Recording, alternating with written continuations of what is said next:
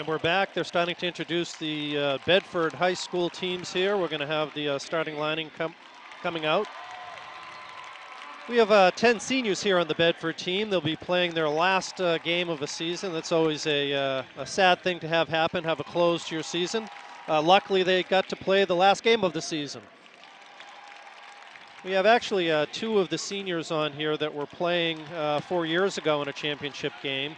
And they've been to the championship game 3 times in the last 4 years since they've been a freshman. That's Chris O'Hara, who's the captain of the team, and then we have Cullen Willie as well, who was on that team 4 years ago. And I think, Kevin, the Campbell brothers went between JV and played a couple games on the varsity level too, didn't they? Yeah, I'm pretty sure some of them played for the varsity some games, and there might have been 1 or 2 other seniors too that also played, but Cullen Willie and Chris O'Hara were definitely there throughout most of the season. Yeah, Chris O'Hara was on your line, wasn't he? Yeah, towards the end of the season, Chris O'Hara was on my line. He was a pretty solid winger.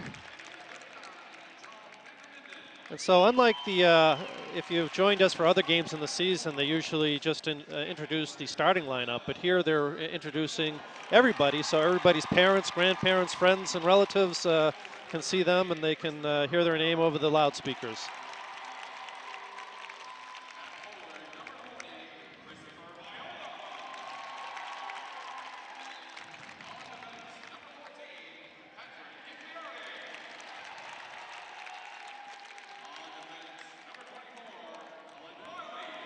That's interesting. Bedford doesn't even have a backup goalie.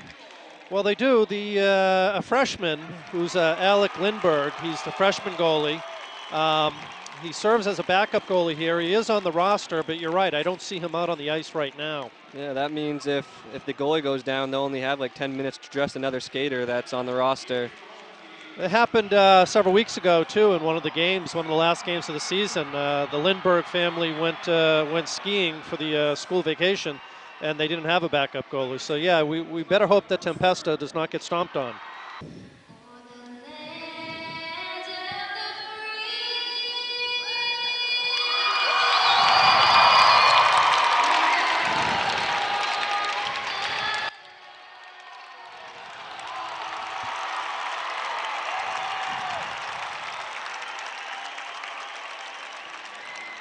Okay, minutes to dropping the puck, and we were here 4 years ago when Kevin's team played, and I could remember just having a chill go up my spine, having a child play in a championship game. It's something special. You realize it's the end of their hockey career at the high school level, so there's many parents in the stand. There's 10 seniors on this team who were sharing the emotions I were 4 years ago. But Kevin, what does it feel like as a player out there? Now you know that the game's going to start in moments.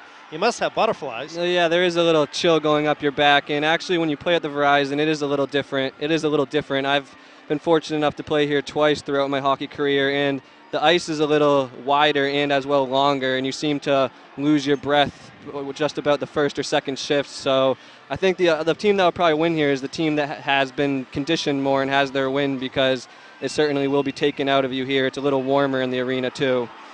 Well, one of the things that Marty Myers has done a good job at all season is actually rotating the third and fourth lines in. And Bedford, unlike many other programs, has a very strong JV program. They have 20 skaters.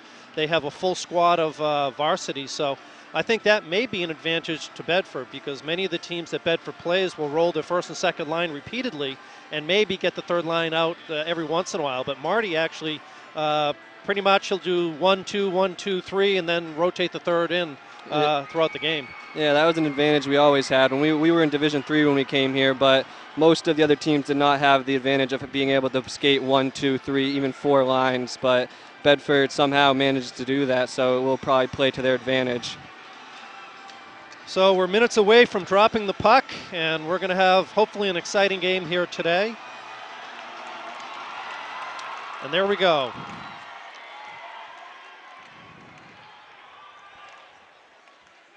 Bedford grouping in the back, taking it out to mid-ice.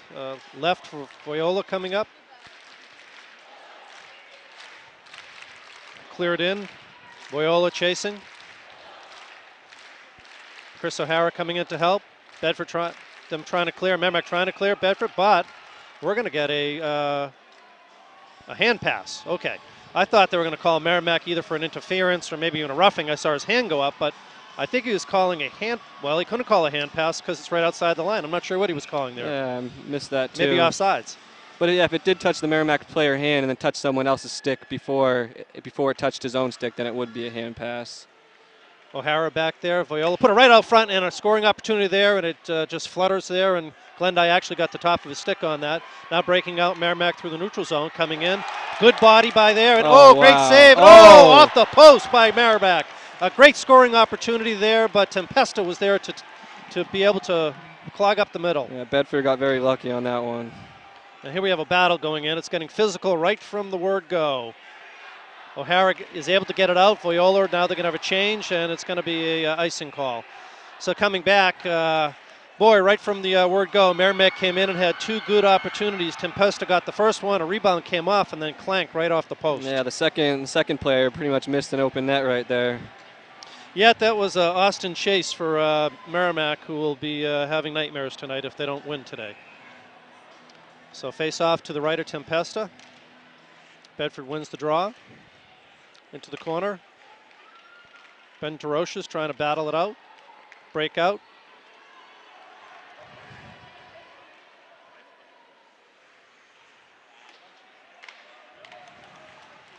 Merrimack tried to clear it out. Was not successful. Now Merrimack breaking, coming through the neutral zone.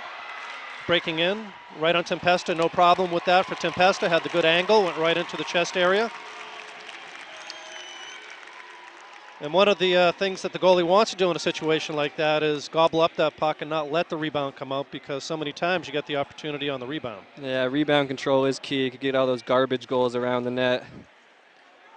It's coming around. Merrimack's able to keep it in, puts it back into the corner, chasing into the corner. Merrimack beats Bedford to the puck. Bedford into the corner, coming around, trying to break it out. Puts it up, not successful.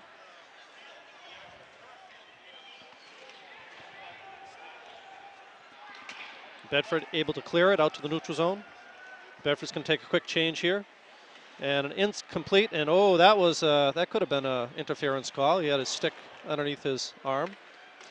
Merrimack got away with one on that one. Comes all the way around.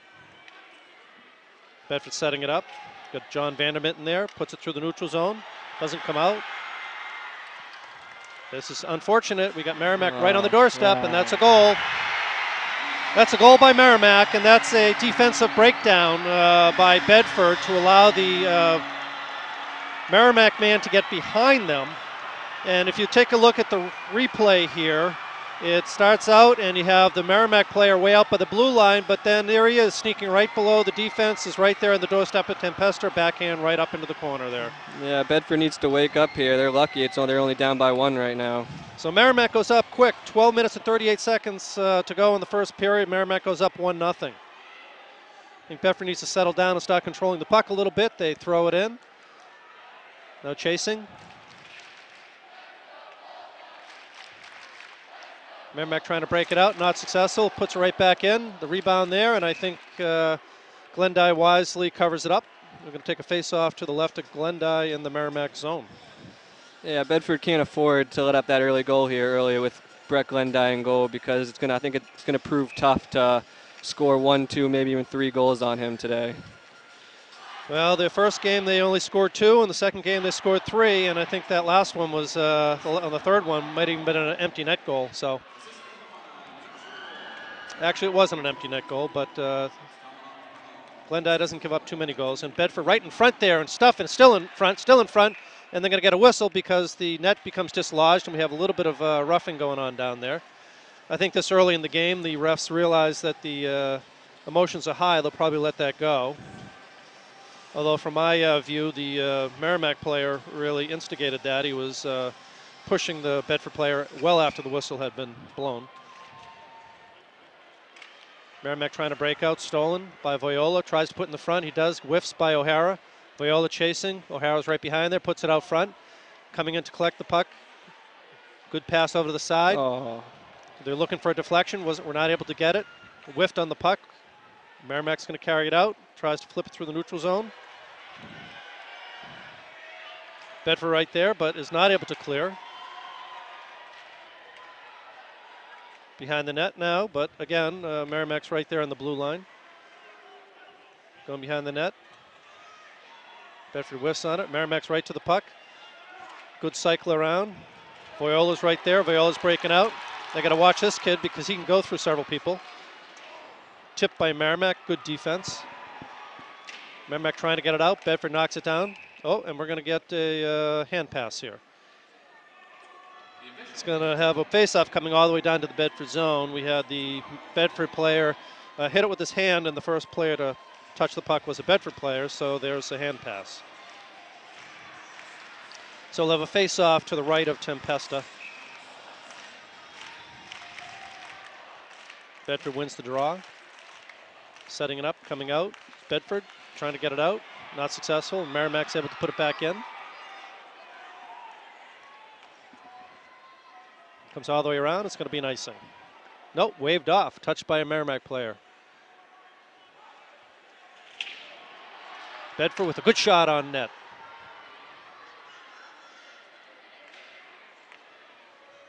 It was a good job by Bedford putting pressure on in the zone there, and we have to watch out for those breakout plays. Bedford uses a good body there and is able to put it on there and take the puck away. Good breakout going on here.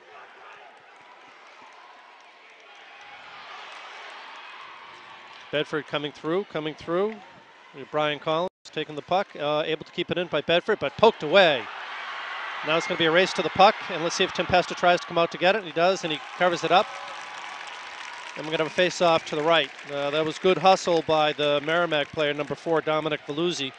It was a race to the puck, and Tempesta did a good job there. So face-off to the right of Tempesta.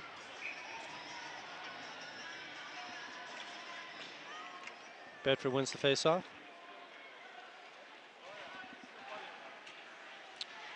Able to get it out of the zone. Number 10, Tyler Meyer right there chasing. It was a good pass by Merrimack to get behind. Watch out for the trailing player.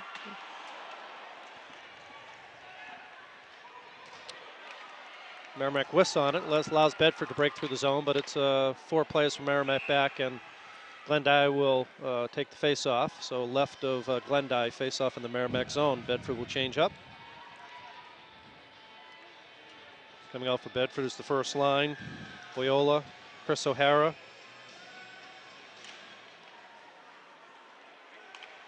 And Kurt Mitchell. O'Hara with the puck now. Fighting. Merrimack comes out with it, breaking out through the neutral zone. It's a miss. That could be an icing, but I think they're going to wave that off. Nope, that's going to be an icing. So the face-off come all the way back to the Merrimack zone, to the left of Glendive. Well, we got to see some production out of this first line. They've been very productive throughout the season. Chris O'Hara and Kurt Mitchell and Viola. Yeah, they need to get Christopher Hare out in front and just fire those shots on net and hope he can do something out front. Well, Chris is very good in the corners. He's very good coming out with the puck. He's a good fighter. And so he's going to put this out to probably out to the blue line, which is a good move. Put it in because we have him sitting right there. Very good job right there. Glendive, and oh, good save. Viola was right on the doorstep. This is exactly what Bedford needs to do. Put the pressure on, get in front, create the confusion, get Glendive going side to side. Back out to the blue line, goes back in, nice wrist shot, but Glendive was not fooled by that one, and he's not going to let a rebound. So that was a good shift. That's good pressure by the first line of Bedford to swarm the net and just try to create confusion for Glendive. So 9 minutes and 1 second left in the first period. Merrimack 1, Bedford 0 in this championship game at the Verizon Wireless. Bedford behind the net, trying to keep it in, successful. Good forechecking, good fight by Bedford, comes up with it. Looking to set it up, unfortunately dumps it, and his player was already in front. Good defense by Bedford, Ben DeRoches. Merrimack coming through, Jake Veluzzi. Very good. Good by Bedford. Actually, it's Dominic Veluzzi, Jake's his older brother that used to play with Kevin years ago. That's another familiar name of Marty Myers. He's been coaching the Veluzzis for many years as well in the Flames program. Merrimack's able to keep it in, into the corner. Out to the blue line, snapshot in, deflection, but goes wide. Merrimack first, Bedford first to the puck, able to come out, break it out. Whiffs on that one. Bedford's just whacking at it right now. They need to control the puck. It does come out. That was a good play by Bedford to get it into the zone. Now chasing. Coming all the way around. Merrimack tries to break out.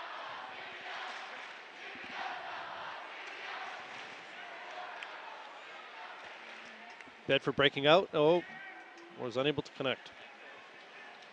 Yeah, I think Bedford needs to slow it down a little bit here. They just need to control that puck a little bit more. That was a good hold by Merrimack coming around. Tempesta's out of position, was falling down, but now Bedford's able to get it out. And if Viola had somebody with him, it would be better. But Viola's coming in. He does have somebody coming in, but great play by the Merrimack defenseman. Viola still has the puck. Viola's still there with the puck in front. People now. We had Glendy down with 2 Bedford players being pushed on top of them. Wasn't their fault, but they could have got a trip there. Good play by Merrimack, but they're waving that off.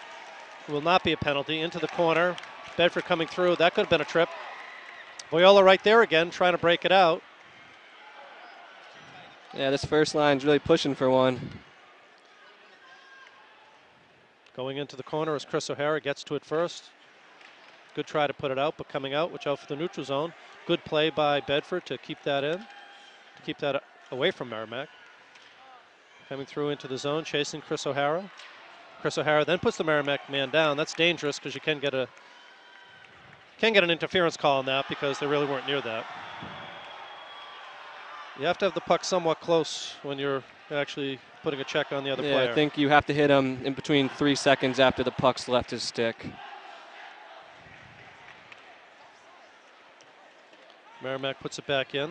Bedford will get a change. Trying to get it out, successful, into the neutral zone. That's offsides, but, well, his hands was up. The ref had that. Okay, great hustle by Bedford to get to the puck. Good backhand. But Glendy was there. Merrimack flicks it out of the zone into the neutral zone. Bedford turns. Put it all the way in. Now chasing. Glendy hits it around the boards. Not out. Great pass. Oh, that was a good check by the Merrimack defenseman. They could have his elbow up there, and they're going to call that. Yep, it's a cross check. He was a little high on that check. He was a little high, so this is the first man advantage that we have of the game at 5 minutes and 36 seconds to go in the first period, and Bedford will go up 1 man, and we see Marty Myers rolling out the first line there to try to get some pressure on Glendy. Viola wins the faceoff. Kurt Mitchell in the side. Comes out to the blue line and unfortunately misses it. They have to reset. Bedford's controlling it. I like to see that rather than the dump in. They controlled it well all the way across. Good control. That was an aggressive play by Merrimack to come all the way out there to get that. Oh, I need to get 2 bodies in front of here and Good shoot movement that. of the puck. Good movement for Bedford. Comes in and that was a hit from behind. But they let that one go. Out comes Veluzzi coming through. Good poke check. And the Bedford player takes Veluzzi off the puck with a good check afterwards. It was a good poke check. Bedford's coming out. Veluzzi's doing a good job jamming up 2 Bedford players in the corner and wasting time on this clock. One of the Bedford players needs to take his stick and dig it out. Well, one of the Bedford players doesn't have a stick. And now we're going to have a penalty, and it's going to be on Bedford, I think. A hook. Bedford cannot take these penalties, so we have Michael D. is going out with a hook. We had 59 seconds left to go, and the man advantage for Bedford, but now it's going to be even at 4-on-4, and then for the last minute, Merrimack will have a man advantage. So they just lost the advantage they have, and I'm not sure what's going on. We have number 24 for Bedford going off the ice, Cullen Willie. I'm not sure if he's the one who got that hard check put on him. Ooh, unfortunate little kick into the middle. No, I don't think that was Cullen Willie. I think that was number 37, Brian Collins. Who got the check put on him? Yeah. Well, Cullen Willie must be having an equipment check or something. He's off the ice and into the locker room. Merrimack coming around. We're even at 4-on-4 skaters, both teams with a man in the penalty box. 1-0 with 4 minutes and 9 seconds left to go.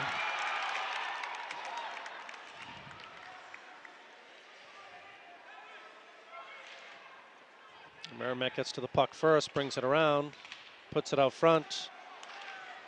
And Merrimack's controlling the puck quite well. Bedford looks sloppy. They all look lost out there. No one knows where the puck is. Well, Bedford's not getting to the puck right here, and they're playing as if they're a man down already, which they will be in 7 seconds. But they're letting these Merrimack players just come through them, and wisely, Tempesta ties the puck up. So in 2 seconds, Merrimack will have a man advantage for 1 minute and 1 second. But we're going to have a face-off to the left of Tempesta now.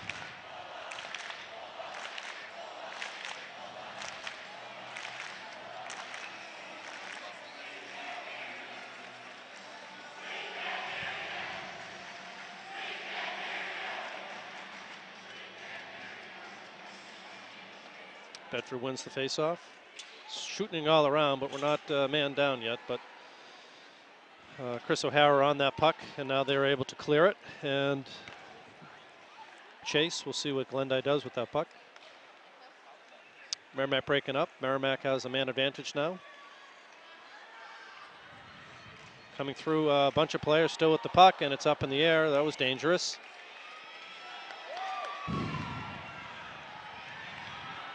Merrimack took that puck away and got a good shot on Tempesta. Good pad save by Tempesta. Merrimack in front right now. They're able to keep the puck in. Bedford not successful in getting the puck out. Battle in the corner, squirts out. Merrimack puts it back in. Merrimack to the puck first, puts it over to the corner. Tries to shoot through many players, doesn't work. Out front. Good screening going on. Tempesta had the puck right in front of him. He almost knocked that down. And here we go. Bedford's actually going to get a breakaway if somebody else could go in with them, but I think Chris O'Hara's probably just going to tie it up. Chris O'Hara's taking the seconds off the clock because Bedford's a man down. He puts it out, and tangling in the corner was Chris O'Hara because Merrimack was trying to tie him up a little bit. And Chris O'Hara will come off. Now we're all even. So the power play has been successfully killed by Bedford. And now we have 3 Bedford players in the corner. I don't think they got the memo that the power play is over, so they're clearing the puck, and that will be an icing. Yeah, I don't think they need it. They already look winded out here in the first period. So 2 minutes and 7 seconds left to go in this first period. Merrimack up 1-0. We've only had 1 penalty call in each team, and it was really at the same time, so there has been no advantage really to either team. Each had 1 minute of a man up and weren't able to take advantage of that. They're having a face-off to the left of Tempesta. Merrimack wins the draw, comes back out to the blue line.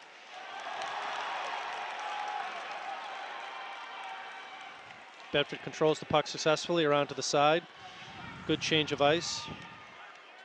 Flips it out to the neutral zone. Good play by Bedford to be there. Oh, unlucky bounce for Bedford. We had 2 guys breaking in there. Brings the puck in, and that's a hit from behind. Merrimack's able to, Bedford's able to keep it in. Puts it around, off the net. Bedford's right there, puts it out, wrap around, right there in front of Glendive. The puck's right in front. But Glendive was able to get a pad on that, and Bedford was not able to take advantage of the rebound right out front. Coming around Bedford. They keep putting it out front like that and crash the net. I think good things will happen. 1 minute and 15 seconds left to go in this first period. Merrimack controlling the puck, going all the way up. A tap so they can get a change, but I guess they're saying he missed it. So it's going to be a icing coming all the way back down to the right of Glendive. So face off in the Merrimack zone. We're even with 9 shots on goal for each team. And it has been evenly matched. Merrimack, fortunate for them, got out to a quick start and got a goal early in the first period. Oh, that was a good play by Merrimack, and they could have gotten a interference on that one, but it was a good check by Bedford, and Merrimack has to clear. Bedford bringing it in. O'Hara's able to keep it in. O'Hara right on it. Viola's right there. Bedford up. Ollie cleared, and it's going to be a icing. So we're coming down again for a face-off in the Merrimack zone.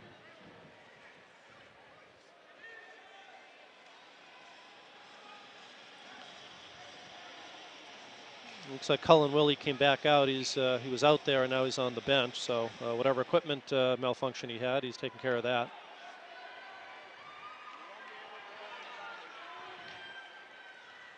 Tempesta's going to tie that up. And we'll have a face-off in the Bedford zone to the left of Tempesta. 26 seconds left to go in the first period.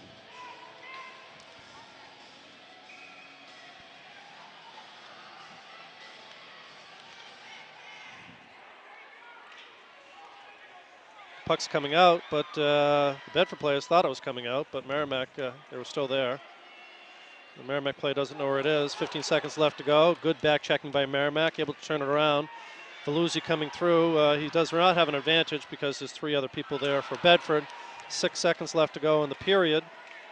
And this is going to be the end of the game, the end of the period.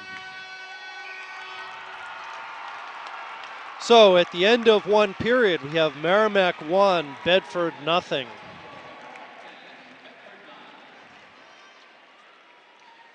Well, Kevin, evenly matched so far in this first period. We've seen advantages, or we've seen some goal-scoring opportunities by Merrimack that weren't converted, but likewise, we saw a couple times where Bedford had good pressure down in the zone and had the puck at least bouncing around in front of Glendive. Yeah, besides for the first 4 minutes there, I think it was pretty evenly matched towards the end of the period. Yeah, Bedford survived that first wave of Merrimack attacks, but I think as long as they come out here strong, I think they have a good chance of putting one in this period. Well, we're going to watch very closely to see if anybody gets penalized, because the penalties, again, with evenly matched teams, once they go down a man and the other team has a man advantage, that's where you see goals being scored. So Bedford has to not make any mental mistakes. There's been a very physical game out there so far. Clean physical, but that gets to the frustration level up as the game goes through and you keep on getting hit, and you can see people retaliating and getting thrown out in penalties. Hopefully Marty Myers is going to tell you, hey guys, this is great, we're in it, don't worry, we can get this back. Yeah, and hopefully as the game goes on, some of Bedford's experience will come into play, as most of these guys were in this position last year and even came away with the state championship last year, so hopefully that will come into play at some point. All right, and we will come back when they drop the puck in the second period.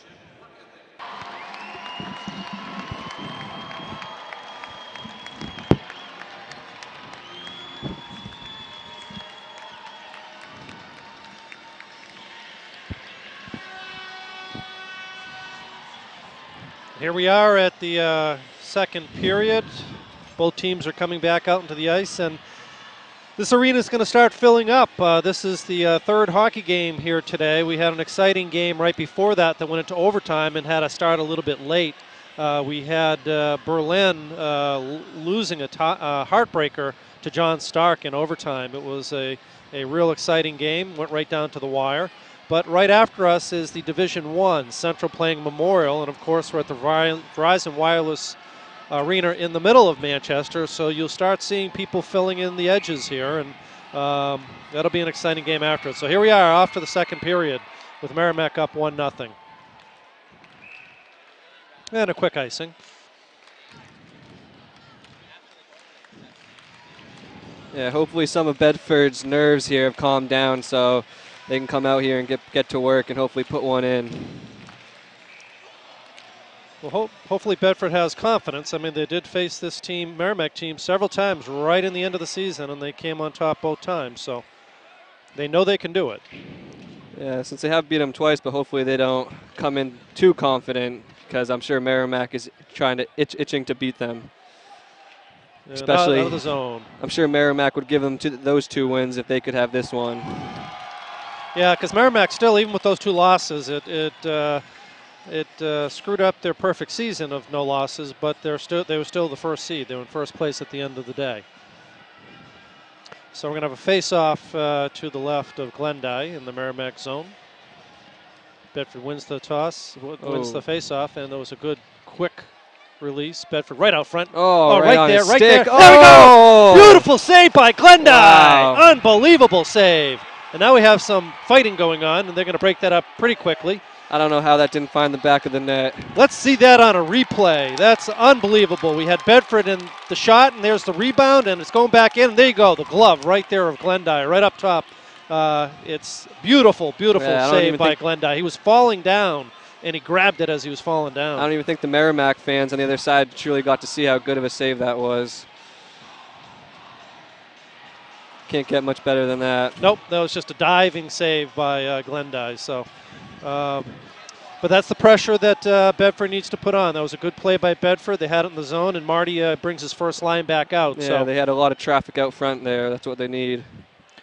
And so right in the, I think Marty needs to, he is sending a message here, having his first line out, and nice shot right there, good rebound. O'Hara right on it, puts it, oh, unfortunate interception. Merrimack breaking through, he loses the puck, but good play to take him off the puck. Good play by Bedford here, trying to get it out, but not out. Bedford has done a good job using the body on defense. Good back checking there. Bedford's able to take it away and is breaking out now. Coming through is Collins. He's a great scorer. Oh. Collins is a great scorer right there. Another great save. Yes. And in by Collins! Glendive even knew that was going that way, but he snuck it by. Look at this play. Look at this play. Coming through, Brian Collins over the blue line. Coming in through two Merrimack guys. Puts the deke on Glendive. Glendive is there and right there. Stuffs it right under his glove. Yeah, he put some power on that. Otherwise, I'm not sure if that would have gone in. He kind of forced that in right there. It was coming in. You see Glendive over with his pad, but then his pad trailed, and it went right off his pad. He had his pad there, but you can see the angle of the Glendive pad just carries the puck right into it. But what a beautiful play by Collins, one of the leading scorers on this Bedford squad, as he powers through two Merrimack defenders. Split the defenseman right there. So we're 1-1, 13 minutes and 43 seconds to go in the second period. That's exactly what they needed to score quick right there. Put the pressure on the first shift and then put one in on the second one. And that was good by Marty, again, putting his first line out there and putting the pressure on.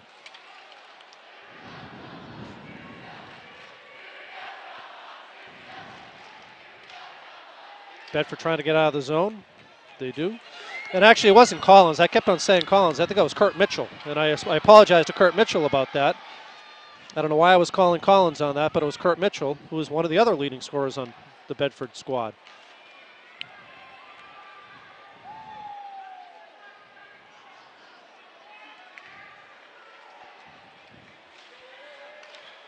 Viola pulls it down, and he scores! Chris Viola! Crossbar and down. Pulls it out of nowhere and puts it up in the crossbar and has Glendive going down. Take a look at that. Yeah, just like the first one, you couldn't place that shot anywhere better either. What a beautiful shot and a momentum changer here. The Bedford fans are going wild, and they should be. It's a failure to clear by Merrimack, and then Viola comes up with it. Bang! Right off the crossbar. Glendive hardly had a chance on that one. It was such a great snapshot. Yeah, 2 goals there in just over 2 minutes. And Viola did a great job pulling that down, because while it was a pass, it was not a good pass. It was up too high, but he did a great job of putting that down. Ooh, and right over Tempesta's thing. And up comes Merrimack and right back into Merrimack. Coming in, bouncing around. Merrimack's trying to get some momentum back on their side, so they're putting on the pressure. Bedford gets it out through the middle. Back into the Merrimack zone. Merrimack turns. It's going to be a high stick. I don't know what that Merrimack player was doing. I mean, he put it over good cross ice to try to get a breakup, but he put it so high that there's no chance that his teammate had to get to it. And, that goal, he did a good job. The puck was bouncing, and he caught it out of the air before he was able to get off that shot. Kevin's looking at the replay on the Jumbotron here, and they're just showing Viola's goal again. There's Brian Collins here fighting for it, trying to get to it. Was down, but a high stick from that. I didn't see that one, but they're calling a high stick on Brian Collins, so we'll have the faceoff coming all the way down into the Bedford zone. So pretty quickly, not only does Bedford go up in the score, but shots on goal, they're up by 13-10, putting the pressure on early in the second period. Bedford wins the draw, comes all the way around, but unlucky. Breaking out now. Bedford's breaking out. Good pass up front, flips it in on Glendyke. Good rebound there, and we're going to get a penalty. We're going to get a cross check, probably on the Bedford player, putting the Merrimack player down on the ground. I don't know that he knows he's being called for a penalty. If he's so no, he didn't. He shouldn't be over there inciting the fans when it's a penalty being called on him, and that's not a good thing. Benjamin Philbrook's going to go out. That puts Merrimack up a man advantage, and of course, you know, Merrimack is just itching to get back in this game, so they're going to swarm the net for Tempesta. This is a dangerous penalty take at a dangerous part of the game. Bedford has to keep their composure here, and they have Chris O'Hara out there, who's a great penalty killer, and that puck's coming out into the stands, and we'll have a face-off again to the right. To the right of Tempesta. Chris O'Hara is a very effective penalty killer because he's so good with his body. He's able to control the puck and get that out and go into the corners very well. Oh. There you go. That's unfortunate as it comes by, and behind the net, Merrimack controlling. Out to the blue line. Good job by Chris O'Hara to be there. Merrimack, Bedford gets to it, flips it out. Chris O'Hara's right there. He can come through people. You got to watch out for him. And there he is. He interrupts the play. He's still with it. He's behind there. Oh, and that's a high stick. But here you go. O'Hara first to the puck again. That's what I mean as a good power play killer out there. He's out there without a glove. He only has one glove. And they're going to call an offside. And that's a good call for Bedford to allow Bedford to get back and get the composure here. So we have still 1 minute and 14 seconds left to go and the man advantage for Merrimack. Ben Philbrook taking a 2-minute minor penalty for Bedford. Face off outside the blue line.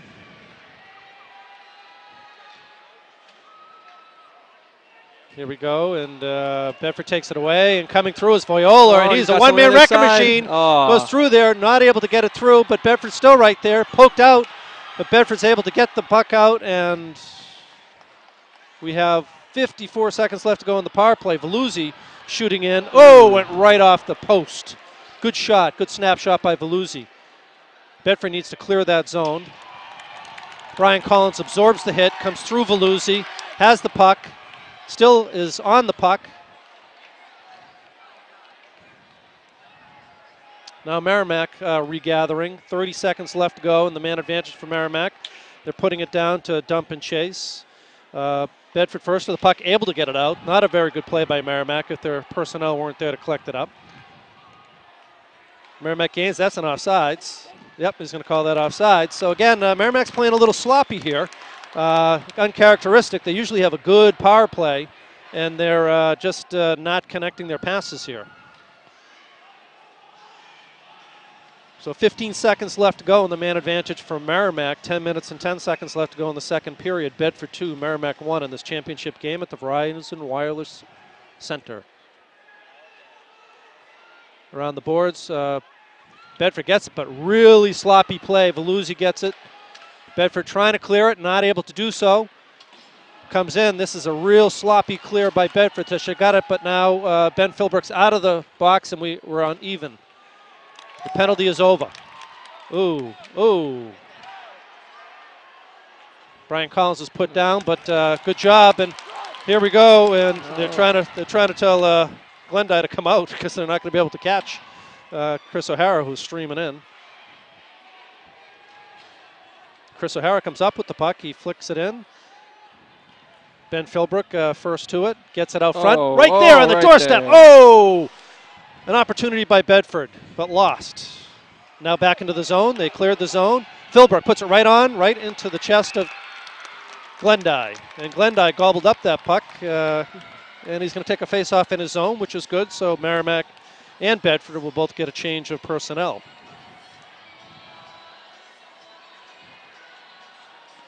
Nine minutes and 12 seconds left to go in the second period. Face-off to the left of Glendyke. Merrimack not able to collect it. Bedford puts it back in the zone. They clear out, and now charging in to Merrimack trying to break out.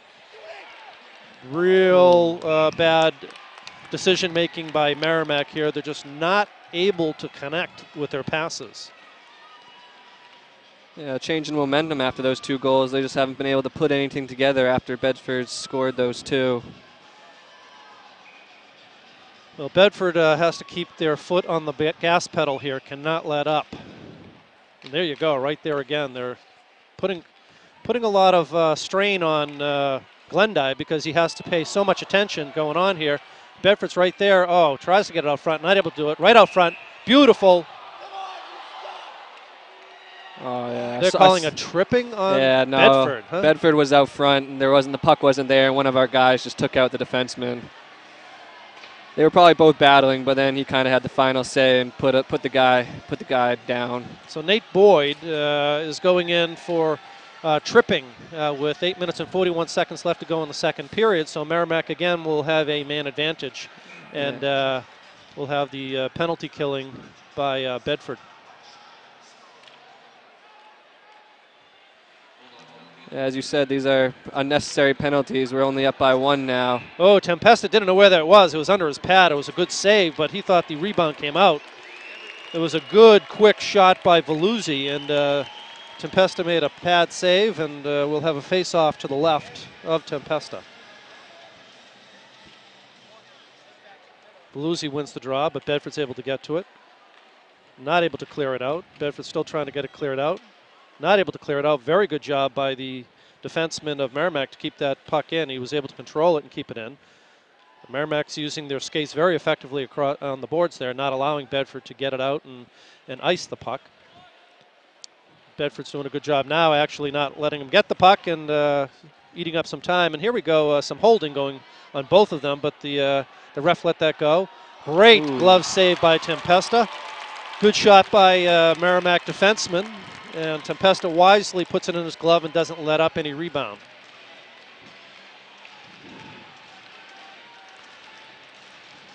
One minute and 19 seconds left to go in the Merrimack man advantage.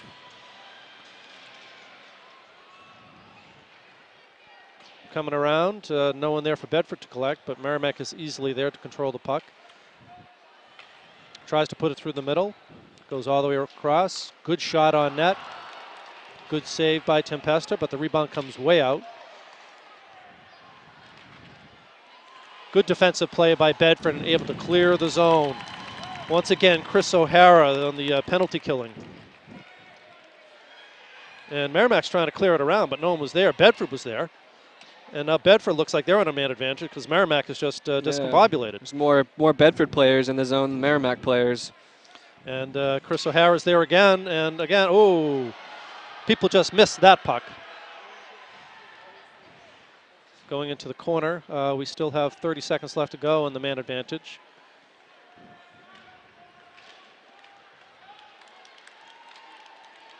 Bedford coming out. Good job putting it way down. Chris O'Hara's still out there. His legs must be tired. He's got a lot of minutes so far. Chris O'Hara right there. And oh, you got Viola right there. Chris O'Hara right there. Bedford puts it right back in, and Chris O'Hara is now going to come off. Viola's going to chase.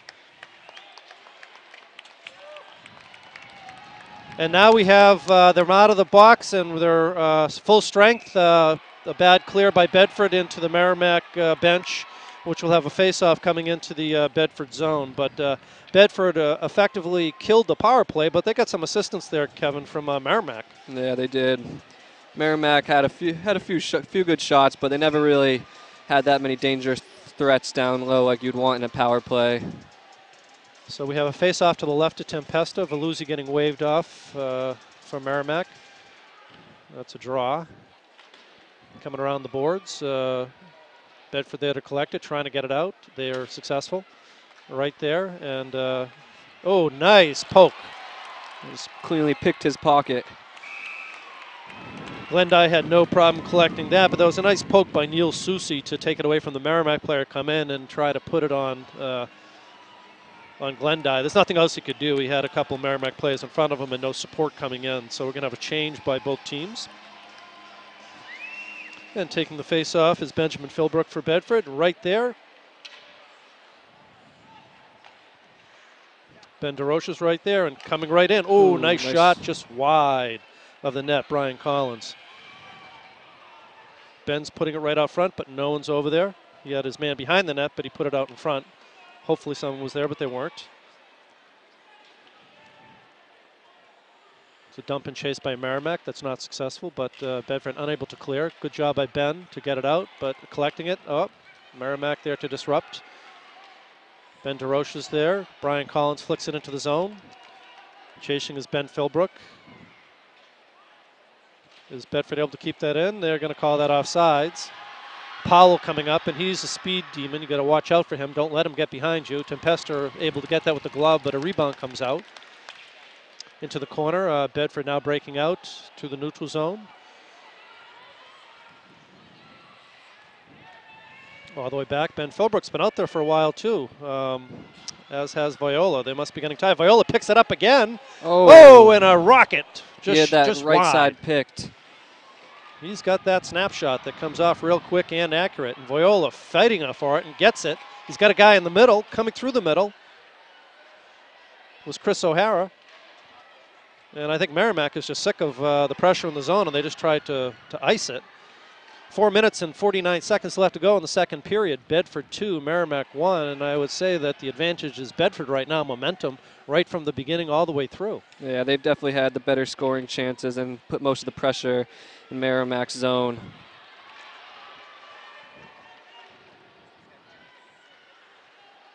Coming around, Bedford able to get it out of the zone. They're going to wave that off because it was at the feet, but here you go. Viola going in and beating the Merrimack players in there and then gets crushed in the corner. But that's okay. He's still there to collect the puck. He's still there with the puck, brings it around. Bedford's smart play, puts it on net. Oh, tries to go for the deflection there. And right in front, again, Viola right there to get it. He gets cross-checked right in the head. Right there, another shot, right in front, coming around. There's Tyler Murray out there. Great play. Sorry, that wasn't Viola. That was Tyler Murray. Good play to come out. Bedford had some good chances there. And again, you can't underestimate the attention that Glendive has to pay because Bedford's been putting the pressure on right there. It's going to wear him out. There you go, right again. Oh, Bedford right there again. And there's another good shot, deflected by Glendive. Bedford collects it again. Great, come through the middle. Another shot on Glendive. Another shot coming in. Just go! What a great setup at Bedford. Third goal in the second period to go up 3-1. The Merrimack, they didn't even give Glendive a chance there. That was 4 or 5 shots in a row. Take a look at this on the replay. We have Bedford just putting the pressure on. It squirts out to the side, then comes through, and I think that got tipped going through. We will see by Tyler Murray. Yeah, Bedford just got like 4 or 5 shots there. Now that they have 23 shots total for the period, which is pretty good considering we're not even in the third period yet. So Bedford with their foot on the gas pedal and not letting up. Have their first squad back out there again. Viola gaining the blue line. You have number 16 for Merrimack giving a frustration check to Viola. And this is where you do see that type of frustration come out and stupid penalties. Right out front, and Viola puts it right on.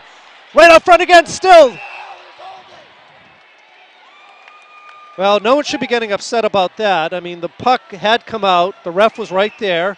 Unlike regular season games, we have 3 referees out there. They're right on top of that. Did not have a quick whistle because the puck did have a rebound, and Glendive clearly didn't have it yet. So there's no need for the Merrimack squad to be upset at the Bedford players who are just doing their job and playing the whistle. How many times you heard that, Kevin? Play the whistle. Yeah, exactly. You got to keep digging, but when you dig like that, you know you got to keep your head up too because some of the other defensemen are going to be coming for you. Well, they want to let you know they're there. Exactly. You're also taught that you got to protect your goalie. Good face-off for Bedford. Coming back in. Oh, just misses wide on the right. It was a deflected shot. Merrimack trying to get it out. Not successful. Bedford right there. And, ooh, coming out, but it's coming out to the blue line. Glendive gets knocked down. I don't know about that. Chris O'Hara is going to go out for a penalty for knocking Glendive out, but Glendive was out of the crease, clearly behind the net, trying to clear it and got in O'Hara's way. I don't understand that call. That was not an intentional penalty whatsoever. That's very unfortunate because that's a momentum changer, too, when Bedford has to go on the penalty kill, especially with one of their better players, Chris O'Hara, in the penalty box. He's one of their better penalty killers, and that's an unfortunate call. You have to understand they do have to protect the goalies. They are vulnerable, but that was not a purposeful knockdown. And Glendy was out of his net trying to play the puck. So, yeah, I think Glendy's stick kind of just got tied up with Chris as he was wrapping around to go get the puck. Veluzzi going to wrap around, but they had a. Oh, I think the net was off. Veluzzi didn't know it, and he's going to complain. It didn't go in anyways, but they had the whistle well before Veluzzi started his wraparound. I don't know who knocked the net off. I don't know if they're talking Tempesta about it. Yeah, I think the ref's warning him, because if the goalie knocks it off intentionally, then that can also be a penalty as well. Well, there's no such thing as yellow cards in hockey, so it's just a warning. It's no harm, no foul, but if it happens again, they're more likely to call that penalty. Yeah, especially if it's during a scoring opportunity, then they'll definitely most likely call it a penalty. Powell able to get it through. I don't know, Bedford's not really set up appropriately here, but they're able to clear it. Good job by Bedford. It's a minute and 25 seconds left to go on the man advantage by Merrimack.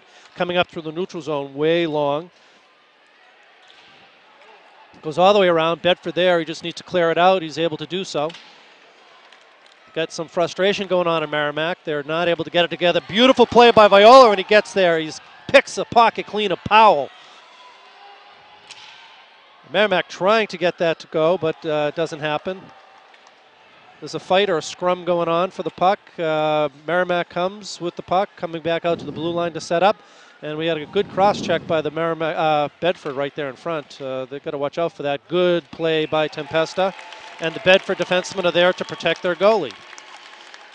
So 2 minutes and 5 seconds left to go in the second period. We have Bedford 3, Merrimack 1.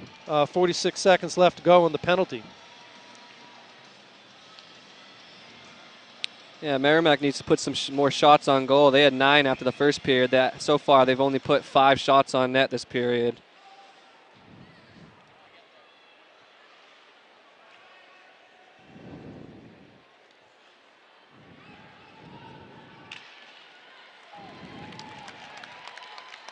Coming all the way down. Good penalty killing by Bedford. They're down there to disrupt the play. Oh, well, there you go. And Bedford's back there again. And Merrimack again making stupid mental mistakes. They're getting frustrated. That was Jason Roy, who, again, just keeps on slapping his stick out there, and he's not able to do anything. He's breaking out, puts it through. Good shot on it. You had Veluzzi right there, right in front. Good scoring opportunity. Went wide by Merrimack. Bedford to the puck, puts a good body on it, and it's going to be cleared out. Good job. And now we're full. I guess we're going to get an icing. The penalty was just expiring, so the Bedford player did the good. They wouldn't have been able to see that, so they put it down, but I guess O'Hara had already come out of the box, so that's why we're having an icing call.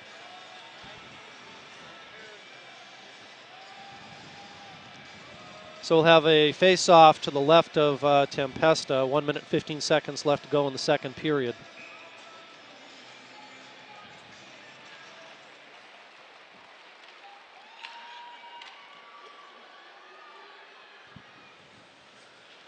And into the corner, Merrimack controlling the puck. Bedford's coming out with it. Oh, gets a good hit by Merrimack. Oh, beautiful breakout play. I saw that developing. Collins 2-on-1. He's right there, and Bedford with the goal. Oh, good play by Glendy. Glendy came out to cut down the angle, which was the good play, and Bedford did have a 2-on-1 coming in, but the rebound was quickly covered up by Glendy. So good heads-up play by the goalie of Merrimack. We're going to have a face-off to the right of Glendy. That was a good setup by Bedford. Good hustle. Kurt Mitchell wins the face-off, brings it back to the blue line. Good play, good puck movement. Just couldn't convert on a quality shot there. Coming in, Bedford comes up with it, back to the blue line, back onto Glendy. Oh, it took a bounce, but came up and he was able to cover it up. Yeah, Glendy's been busy back there. Bedford has 26 shots already, which is a lot. It's not even the third period. That's how many shots you could sometimes just get in a game. So face off to the right of Glendy. Bedford was kind of a draw, but Bedford controlled it, keeps it in. Veluzzi trying to break out with it now. Veluzzi coming through, has a good play. They have 3-on-2, but Merrimack's putting it in, but Tempesta's able to cover that up. But even then, Merrimack had 3 guys coming in, and they couldn't really find each other. It was disorganized. Yeah, sometimes, like in Bedford, this was on that 2-1. You have the option to pass, but sometimes when you're at a game like this, sometimes you don't see that pass going across because the players want the credit for the goal. Well, that's going to be an icing. A little bit too hard. Didn't need to do that. We're just going to have the face-off coming back on around.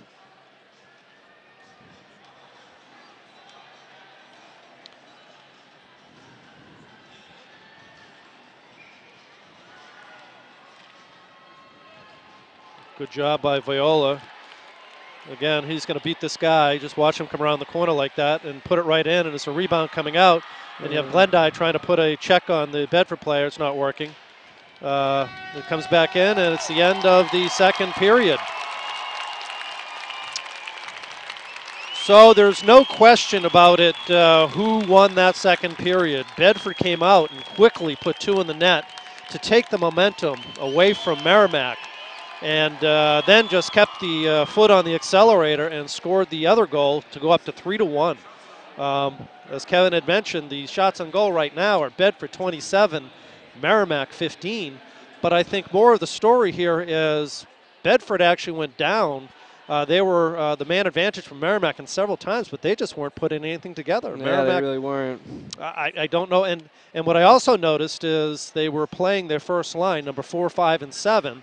Veluzzi and Powell is our powerful scoring line, and they were playing them extensively, which, as you said at the beginning of the game, Kevin, that this is a bigger ice or bigger sheet than most players are used to playing on. Yeah, you get winded very easily out there because it's warmer in here too than a normal ice rink they'd be playing. And when I played, after the second or third shift, you're already winded. You need a break especially if you're running only 1 and 2 lines like Merrimack probably is to come back. It becomes very difficult for the players.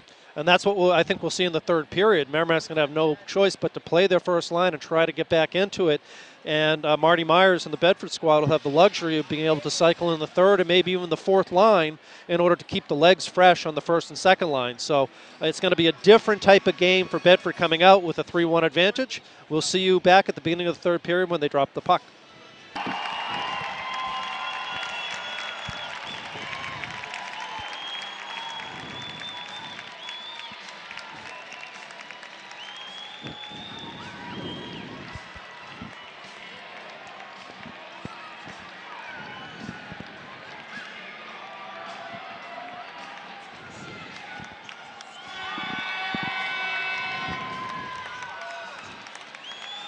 Okay, the teams are back out on the ice, and we'll have the puck drop for the third period in a moment. And it'll be interesting to see what happens. Obviously, both teams are going to be out to try to grab the momentum right away. And Merrimack is going to be playing possessed. So I predict that Merrimack's going to be playing their first line for a lot of this period, which, again, the legs are going to become a factor. So through the neutral zone, Viola comes out. Merrimack puts it back in. That should be an icing, but they're not calling it. He cleared that well. He was on the other side of the red line. It's going in. Bedford's able to get it out into the skates, out to Viola. Viola gets it out to O'Hara. O'Hara dances around, comes through, coming in right now, puts it in, and Glendy. Ooh. That was a good shot. Chris O'Hara got it. Didn't have all of it on it, but it was kind of fluttering, and Glendy got it in his glove. I think Bedford, or both teams, and for that fact, need to look for the other guy. On these 2-on-1s, they have other guys coming down, and I haven't seen one time where they tried to use the other guy streaking down. Well, the Merrimack defender actually played that right. He charged at O'Hara and took that angle away. It's in the feet right now, and right there in front of Glendy, still sitting, bouncing around, still out front. Bedford has it, coming around. He puts it around back of the net. Bedford right in there. Ben DeRoche is going to get it in the corner, puts it around. Ben DeRoche is playing, but now Bedford gives up the puck, and it comes back out. Merrimack, Bedford in the neutral zone, turning. Brian Collins puts it in. Ben Philbrook is going to chase for Bedford. And here we're seeing the fresh legs coming out for Bedford. You're going to see the third and fourth lines being used, and you're going to see the first line of Merrimack just staying out there. They're going to get tired, and this is where coaching is very important. Yeah, I think it's a mistake just keeping the first and second line out there, because once Bedford gets its other lines, once they get regenerated, I think you'll see the first or second line put one in if that's the case.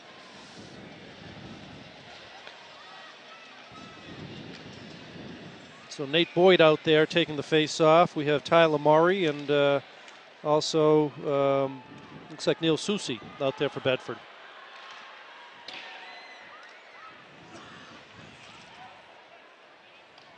Coming around, Bedford clearing, and it goes out. I don't know if they're going to call it. They're going to call it icing, so it's going to come all the way back.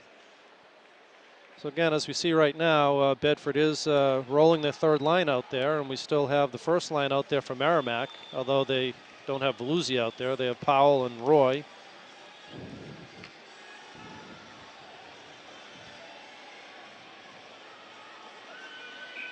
I apologize, Veluzzi is out there, number 4. Number 9, Downey. Bedford beating him to the puck. The Merrimack player just content to let the Bedford player go right by him. Bedford crashes the puck, gets it. Merrimack behind the net, but Bedford's putting good forechecking on. Coming through, Bedford is able to disrupt the play. That's dangerous. Merrimack's right there. Bedford's able to do it. Vanderman just crushes him into the back of the boards. Vanderman using his body quite effectively. Nice headman pass. Bedford on his feet, able to keep it in. No.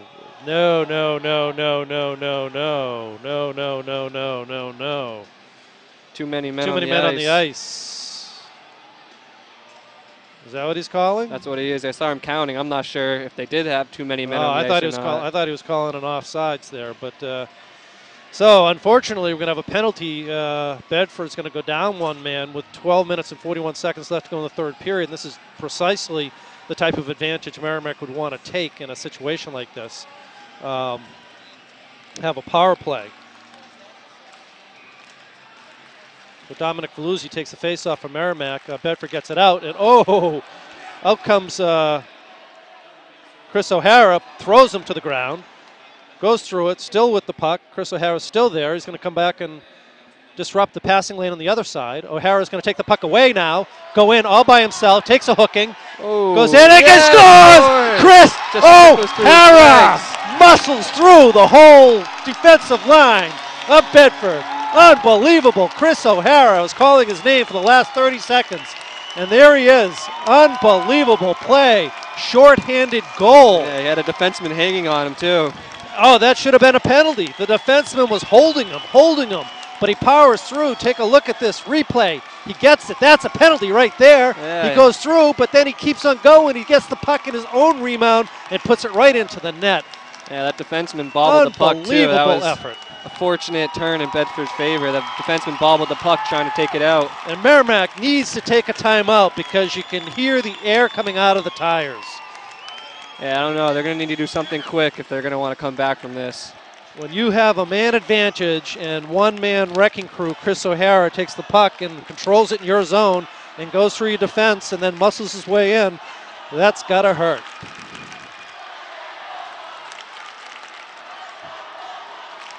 So the Merrimack are trying to regroup. Bedford's over there. You can see they're charged.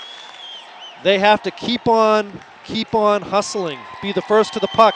And that's what I didn't understand, actually, in the first couple of minutes here. You had Merrimack. Bedford was still beating them to the puck. And that's when Marty Myers was rolling his third line, who have the fresher legs out there. And that's why you do it. If you beat them to the puck, you're going to disrupt their play at very least and have advantages at very most. Yeah, if Merrimack doesn't turn it on here, I wouldn't be surprised if Bedford puts in another 1 or 2 goals.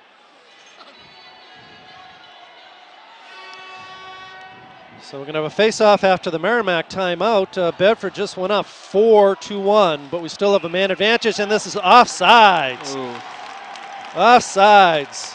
Yeah, and Merrimack really got its best scoring chances when it got that first goal early in the first period, and it had a good scoring chance even before that in the first minute of the game. And since that, I haven't had any quality opportunities like They've only that. had one shot on goal. Bedford is now out shooting him 2-1, 30 shots on goal to 15. The Merrimack pulls it back, trying to regroup, but shoot it in. And again, Bedford is first to the puck. Merrimack's not there. Bedford puts it around, is able to not get it out. Merrimack puts it up. Bedford's disrupting right there. Bedford again is disrupting right there and is able to get it out. And Merrimack will have to clear the zone. They throw it in. Stupid play since Merrimack players weren't out. And the Bedford players just going to stand there and wait and take precious seconds off the clock. So Merrimack is not playing a smart game. Yeah, I think they're winded out here. 4 and 5 right there. It's kind of coasting along the edge, waiting for something to happen for the puck to come over to them. But you don't really see Merrimack with, Tempesta saves it twice and then able to get it out. And Bedford right on the puck. Merrimack walking in. Beautiful shot by number 7 for Merrimack. He was sitting there on the doorstep. Connor Powell, one of the leading, I think the leading scorer in the league, was set up perfectly for the cross pass. And Merrimack is able to take advantage of the man advantage and comes up with a goal, 4-2. That was a beautiful shot. Got Tempesta going side to side, and that's what you want to do. Unfortunately, he was sitting there all by himself. Good pass, good setup, good shot. So here we go. Bedford has their first line out there. Viola comes down, was first to the puck. Coming across. Merrimack trying to get it out. Not able to. Bedford. Merrimack turns through the neutral zone. Bedford using their body. Able to poke it up. Kurt Mitchell right there. Merrimack trying to clear it around, but Chris O'Hara's right there. Viola's right there. The Merrimack player just lost it. Trying to come through, but Bedford's right there to disrupt it. Coming around, Bedford has time to regroup and try to break the play up, but that's an unfortunate bounce. Oh, unfortunate. It was a good shot that Tempesta didn't really have, and we're going to have an icing call here. It just rolls up the boards, and we're going to have a face-off to the right of Tempesta.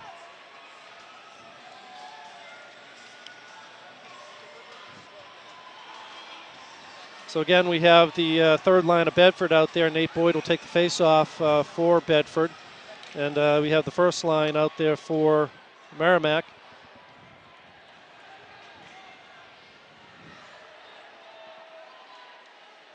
Okay, Bedford playing it safe. Nate Boyd's in there. Nate Boyd chasing the puck. Merrimack trying to move it out, but not able to. Boyd and the other Merrimack player tangle with each other and fall. Vandermitten with a nice wrist, but not able to convert on it. Bedford keeping it in the zone. Good pressure by Nate Boyd. And Merrimack just doesn't see each other. Bedford's right there. Merrimack trying to come out with it, but Bedford's right there again. Great interception by Nate Boyd. It was in his skates, and he just flicks it with the backhand weak, but again, that is a shot on goal, and the goalie for Merrimack had to save it. And now we have a face-off in the Merrimack zone, allows Bedford to change up.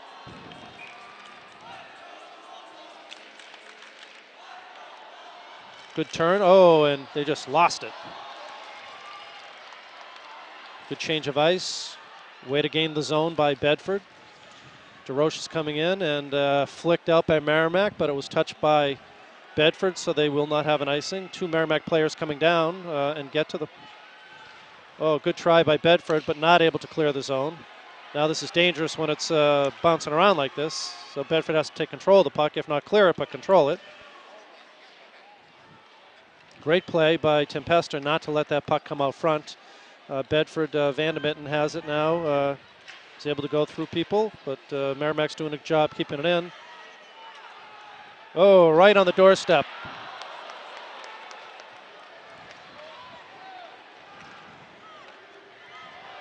And now Merrimack's getting some shots on net and getting some pressure.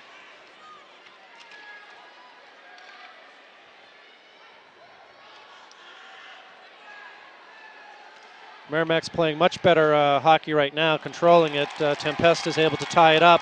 which will allow both squads to change up a little bit.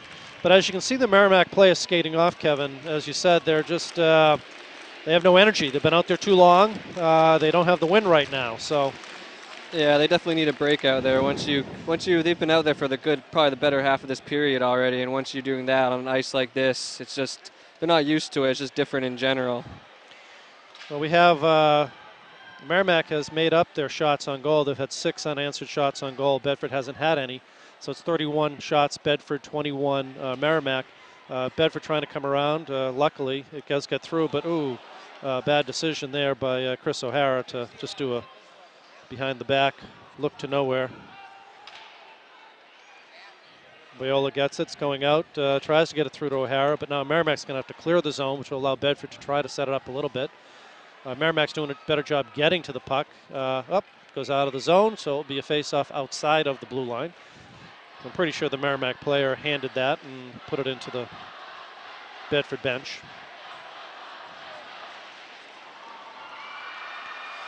So we have a face-off, 7 minutes and 57 seconds left to go in this championship game at the Verizon Wireless Center. Bedford 4, Merrimack 2.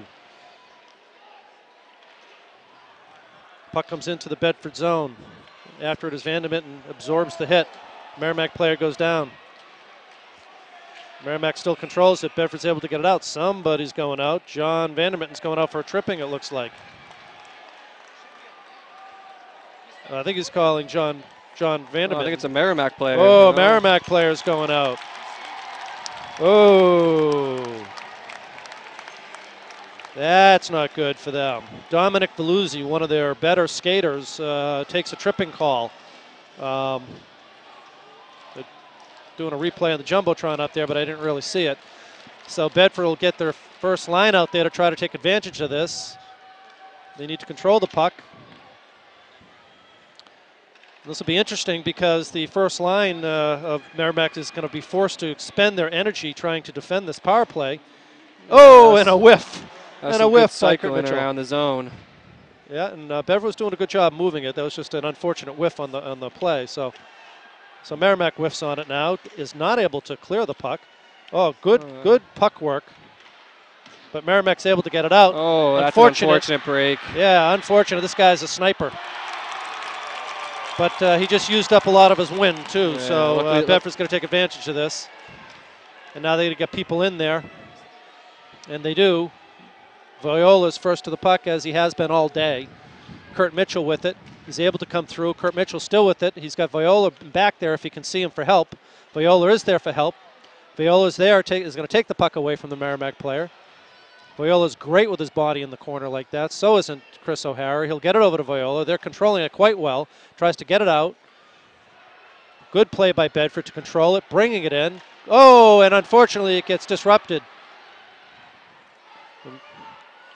44 seconds still to go, and Bedford's going to take a change, get some fresh legs out there. Merrimack has number 7 still out there, Connor Powell, who's been out there for a long time, and they have him hanging out in the neutral zone, which is very dangerous to do with the man advantage. Yeah. A little miscommunication here for Bedford, so they are not able to collect it. But Powell has been out there for a long time, and he's trying to hang. Yeah, he's right out there calling for it, and they almost got him to it. Luckily, Cullen Willie noticed that he was there. I question this, the decision by Merrimack just to have. Oh, that was. What the heck was that? No ref saw it. I just saw the ref turn his head over. The ref didn't even see the play. That was a cheap shot by Merrimack. Yeah, no ref saw that. Way away from the play. Went up and put it into his face. And Bedford's got to be smart because number 5 for Merrimack, who's been frustrated all day, his name is Joshua Roy. He's been out there banging a stick on the ice and, being very frustrated. He's the one who put a cheap shot on the Bedford player. Yeah. And Merrimack is wisely taking him off because that's when Bedford will come back and try to take him out. And yeah, it's a foolish play. That's not good for Bedford. They should not take a stupid penalty here. Merrimack's lucky they didn't get another penalty right there. It's just a matter as it was behind the play, so the refs didn't see it. So 5 minutes and 30 seconds left to go in this game in the third period. Bedford 4, Merrimack 2. Bedford's emotions are a little high here. All the players, it was right in front of their bench that their player got taken out. So all of them are kind of upset about it. So they just got to settle down, control the puck for the next 5 minutes and 30 seconds. Let Merrimack get upset. Comes out of the zone. Merrimack with it, turns, but not able to get it out. Coming through the zone. There's like some punches thrown. Yep. Yeah, retaliate. He'll probably take both here, but that was really truly a Merrimack penalty. He's probably he went take like Bedford this. out. No, well, the Merrimack, 37 kind of pushed him, and then Merrimack pushed him back, retaliating. I don't know how that's just a Bedford penalty. I was watching the whole play. That was definitely the Merrimack guy that pretty much threw a punch at him. He did. Yeah, he was just putting his hand down to like after. The 16's the one who retaliated back. And usually in hockey, it's the one that retaliates that gets put in the box, but I don't know what the ref was thinking on that. Well, then the Bedford fans are very upset because they're looking at it afterwards, and even after the play, number 4 comes up and whacks the Bedford player. So we've had several different cheap shots by the Merrimack players that have been just missed by the refs, and it would be unfortunate if that actually has an effect on this game because Merrimack has a man advantage. Bedford's lucky they didn't get one right there. Number 9 just straight up cross-checked him while he was working out in front. I guess they're calling him in the crease, though, so they're going to take the face-off outside the zone. Marty Myers was almost coming off the bench there. He was very upset at those last several plays that the referees have let go. He's a little agitated, so now he's going to calm down and try to calm his players down.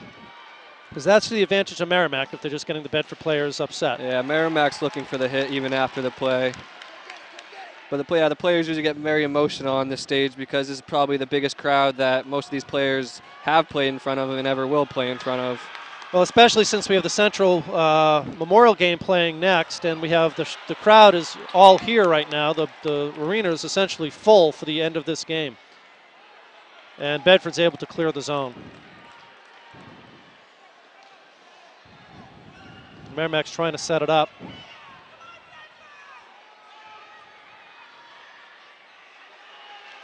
Bedford's able to get it out of the zone. It's going to go right on Glendy. Bedford gets a change here, gets some fresh legs in, but Merrimack has no such intention. They're just going to keep all their, main players out and see if they'll need oxygen at the end of this game. 4 minutes and 10 seconds left to go in the game. 49 seconds left to go in the man advantage by Merrimack. Into the corner. Veluzzi over to Powell. Back to Veluzzi. Good setup. Veluzzi trying to come through. Veluzzi right there. Yeah, you can just tell Viola they're tired. right there. Yep. They don't even have that much on their shots, not even making it through to the net. And they're not coming through the zone. I mean, they're not coming out of the zone. And Viola's right there to get in there. And this is a good play. He gets behind them, but they're able to get to him. And Veluzzi has no gas left. Roy tries to get it through, but is unable to. Puts it back out to Roy. Tries to get it over to Powell. Good shot. Good shot by Tempesta. Nice save. Very good save by Tempesta with his glove. He gets his glove on it. Yeah. It was a great setup by Merrimack. But look at Merrimack. Look as you see them. They're on their knees. They can't breathe out there. Yeah. But they're not taking them out. They have 12 seconds left to go in the power play. And I guess the Merrimack coaches, this is do or die. I got to get these guys, keep these guys out here. Yeah, I'm not sure if this is the best strategy, but I guess the Merrimack coaches know their players better than we do. So it's going all the way down, and that'll kill the penalty. So Bedford is back at full strength. Powell's trying to do it all himself now, comes through all the Bedford players. And there we go. They take him down, and Powell is a little frustrated, but he's going end to end after being out there for most of the game. You can see now they're starting to talk after the whistle. Yeah. Well, Bedford player number 25 out there has been chatting them up a little bit. Ben Philbrook, who took a penalty early in the game, has been chatting up all the players afterwards, trying to be the enforcer for Bedford. But is there much trash talking that goes on the ice, Kevin? Yeah, it definitely has its place in the game. So I think Ben was probably just saying something to Powell, saying, "Hey, too bad you're losing." Especially after a hit or when you line up on the face-off, there's usually an exchange of words, especially in a game at this Chris O'Hara, there you go. Beautiful job by Chris. Beautiful poke check there by Kurt Mitchell. Merrimack is trying to put it out, and I think Tempesta is going to come out and just get on that because you had Roy coming in on the play. And Chris O'Hara is telling him to go jump in a lake because he was trying to get too close to Tempesta as he's coming in. I'm not sure Roy wants to tangle with Chris O'Hara. Yeah, I see a lot of talking going on out there now. Yeah, looks like they're more focused on talking to each other than the game. Yeah, we got Roy chatting up Tyler Murray, and Roy's the one who was putting the cheap shot on. He thinks he's, he's the best player on the ice right now. We're going to have something going on. There's a penalty. I think that might be Nate Boyd going out. I think he was marking the cross-check. Cross-checked.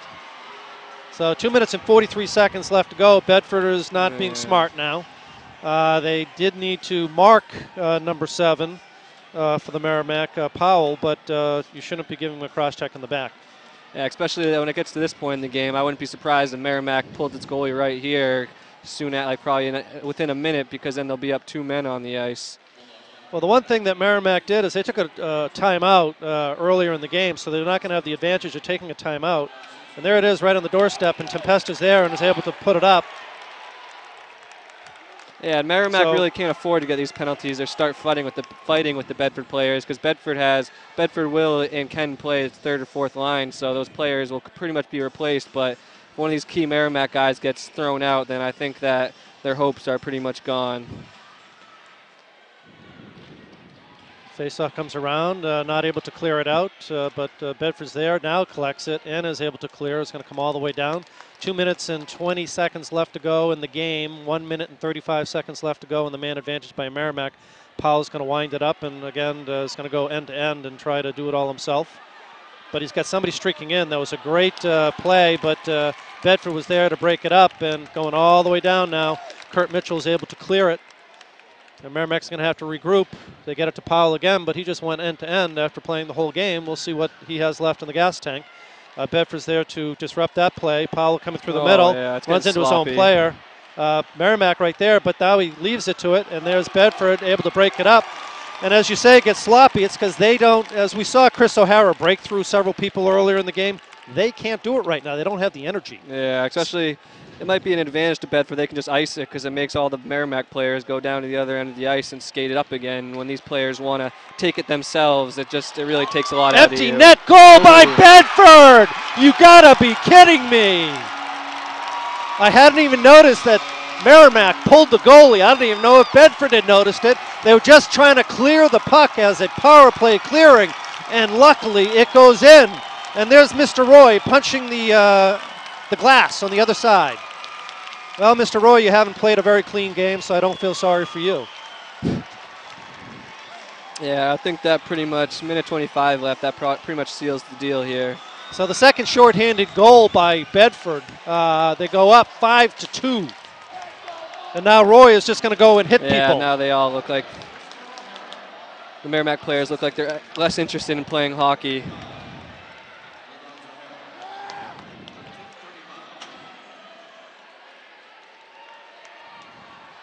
Well, it's got to be frustrating for them to go undefeated until they face Bedford, and they can't beat Bedford at all.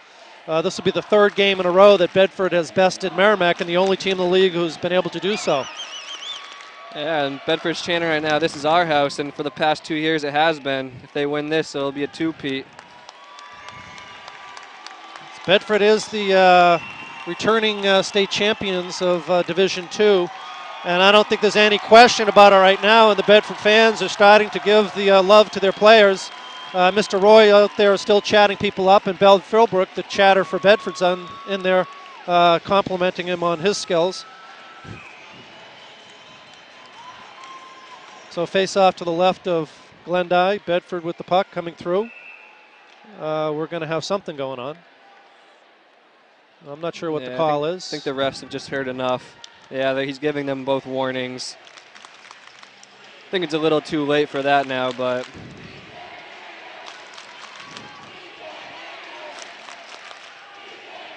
well, I think it's uncalled for to give the Bedford team any type of warning at this point, because it's been the Merrimack squad that has taken a couple cheap shots, and the refs just haven't heard it. So I don't know what they're doing. The faceoff's down. Yeah, Marty Myers was about to jump off the bench saying, what's going on? So they're going to bring the faceoff all the way back down to the left of Glendy. I'm not sure what that confusion was. I'm not sure what the refs were doing there. The ref was talking to both benches, so I'm pretty sure when that happens, he's giving them both a warning and saying that any more talking and then they'll be in the penalty box. Or probably at this point, even worse, they'll probably just eject them from the game because there is under 2 minutes, so they'll just have the players that are going to cause problems get right off the ice. Well, for some of these Merrimack players, it's their last game of the high school season. They don't need to be thrown off.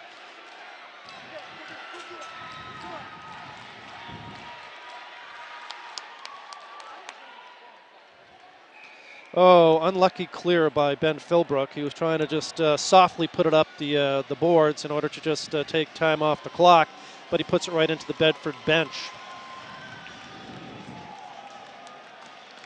33 seconds left to go in the game. Bedford 5, Merrimack 2. Pretty soon we're going to have the Bedford crowd going crazy for the returning state champions, and once again state champions, the Bedford Bulldogs. This is a good day for Bedford. We have our basketball teams, both the varsity boys and varsity girls, playing this afternoon as well. At 4 o'clock, the boys started, and at 7:30 tonight, the girls start, both seeking championships in the Bedford basketball program. So here we are, the final seconds. It's going to squirt out, 18 seconds left to go. Merrimack still skating their first line. Bedford to the puck first. Gets upended now, but they're able to get up, and that's going to do it with 6 seconds left to go. Merrimack's not even coming down to get it. Scorekeeper stopped the clock a little early there. I don't know why they stopped it. Was it an icing? Okay, they iced the puck. They should have just let it run. There's no sense in even having this face-off.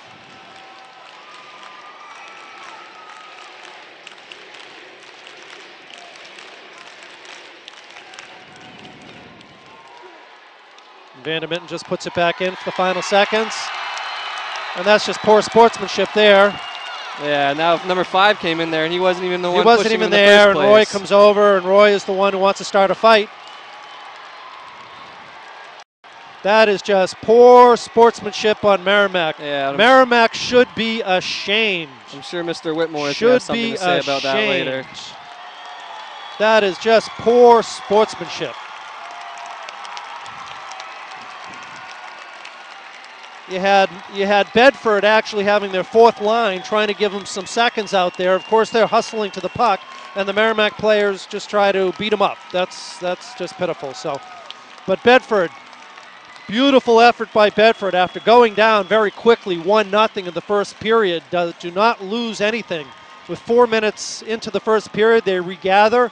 They skate even with Merrimack. They jump out and get 3 goals in the second period, clearly taking the momentum.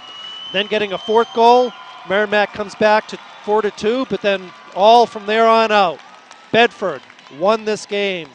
They were the better team today. They out-hustled Merrimack. They outplayed Merrimack.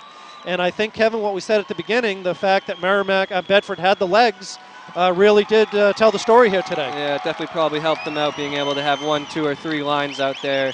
And yeah, it didn't look good for Bedford at first. Merrimack did come out pretty much on fire and had a couple good scoring opportunities, but right after those first 5 minutes, Bedford pretty much just turned the tables and pretty much dominated ever since.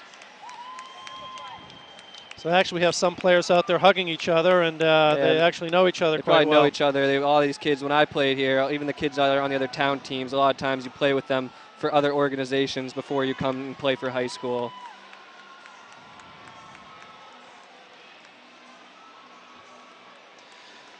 So it was a good day of hockey today for the Bedford Bulldogs, following this exciting game for the Division III, where John Stark won in overtime against the Berlin team. And then coming up next is Central versus Memorial, which will be a very good, hotly contested game as well. And the stadium is full. We have lots of hockey fans here out today to watch very good Bedford, very good high school hockey.